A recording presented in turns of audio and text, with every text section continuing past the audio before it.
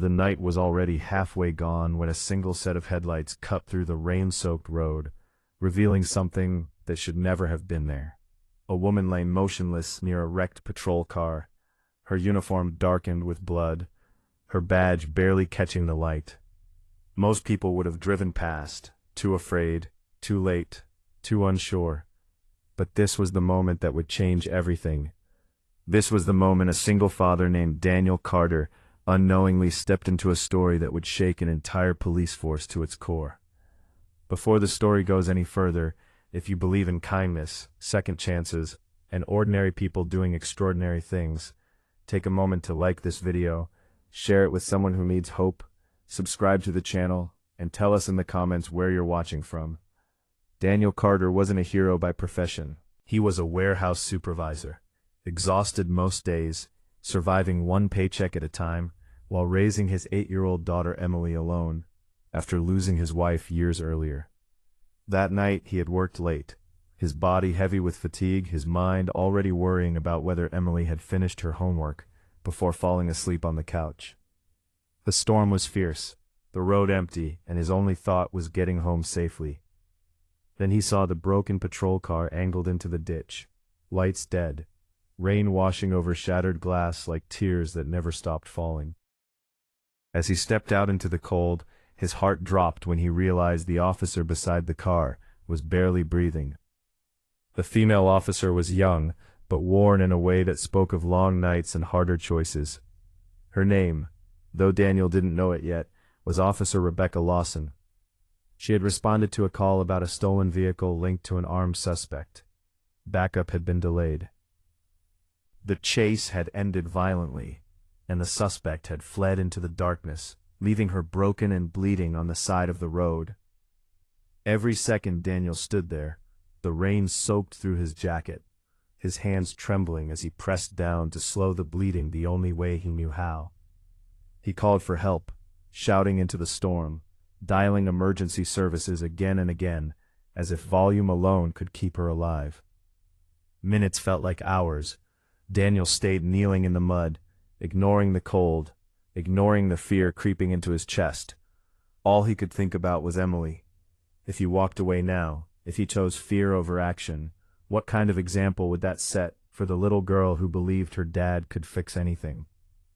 When Officer Lawson's breathing faltered, something inside him broke open. He talked to her even though she couldn't answer, reminding her to hold on, reminding himself why he couldn't let go. When the sirens finally pierced the night, relief came mixed with dread. Paramedics rushed in, police lights flooded the road, and suddenly Daniel was surrounded by uniforms, radios crackling, questions flying. He stepped back slowly, hands raised, his clothes soaked in blood that wasn't his own. Some officers looked at him with suspicion, others with shock. A single dad alone at a crime scene, with a critically injured officer, wasn't something they saw every day. He worried about Emily waiting at home, about how late it was getting, about whether she would wake up and wonder why her dad wasn't there. Yet through all of it, he never once regretted stopping. Hours later, a senior detective walked into the room with a different expression on his face.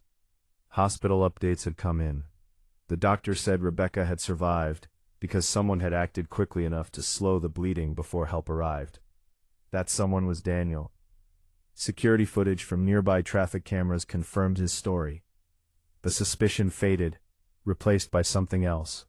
Quiet respect. Word spread fast through the department. Officers who had trained with Rebecca, laughed with her, trusted her with their lives, began asking about the man who found her. They expected a former medic, maybe an off-duty officer.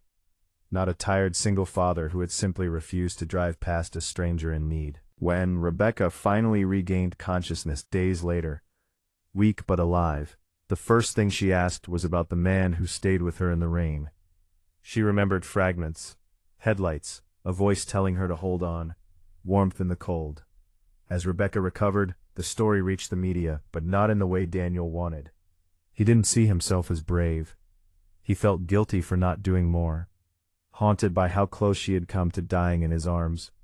Meanwhile, the police force was changed by the realization that their own had been saved by someone with no badge, no training, no obligation, just compassion. Officers started stopping by Daniel's modest home, some to thank him, others just to see the man behind the headline.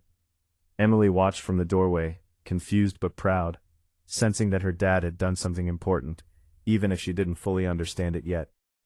Months later, Officer Rebecca Lawson returned to duty. The day she walked back into the precinct, applause filled the halls. But she didn't head to her locker first. She asked for Daniel. When they finally met again, the gratitude in her eyes said more than words ever could. Two lives, once strangers, now permanently connected by a single night and a single choice. The police force honored Daniel quietly, not with medals or cameras, but with something deeper. A renewed respect for the community they served. Training sessions began to include his story, a reminder that courage doesn't always wear a uniform. For Daniel, life went on much the same. He still worked long hours, still packed Emily's lunches, still worried about bills. But something inside him had changed. He carried the knowledge that when the moment came, he had chosen humanity over fear. Just before this story ends, take a moment and comment one word that describes how this story made you feel. Near the end of Rebecca's recovery, Daniel stood watching his daughter play in the yard, realizing that the example he had set that night would echo far beyond a single rescue. He hadn't saved a cop. He had simply refused to let another human being die alone. And in doing so, he reminded an entire police force, and everyone who hears this story, that heroes are often just ordinary people who stop when everyone else keeps driving. If this story touched your heart, moved you, or reminded you of the good still left in the world, please like, comment, and share this video so more people can feel the same hope you felt today.